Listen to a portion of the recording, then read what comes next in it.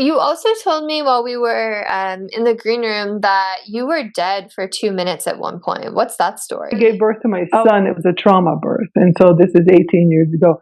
He was dead for 2 minutes. I was dead briefly and then unconscious for like 8 hours.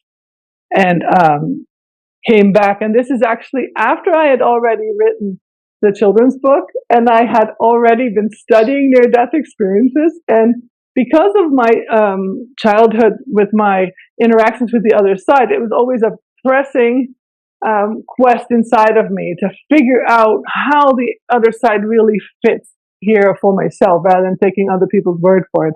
So that led me on to studying other people's near-death experiences. And when we had the trauma birth, I was basically, there were circumstances that led up to it. And so in the moment that I abrupted and I'm basically bleeding to death with him still inside of me.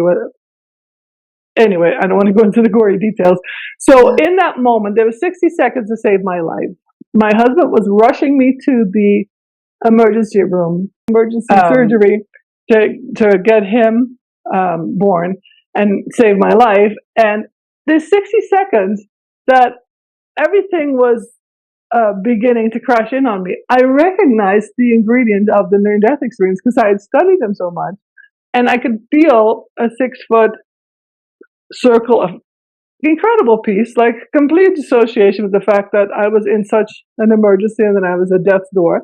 And then outside of that was this whirling chaos, just like the beginnings of what I would imagine is that tunnel. The activity's out there and I'm in the center of total peace. And then I remember thinking, oh, and this is what it's going to like to die. And I thought to myself, but wait, I don't want to die. And these are quick thoughts. And I was like, I already know that the other side is real. I don't need further proof. And I clenched my fist and I was like, I need to be here. I have 2 daughters as well as my son that was born in that moment.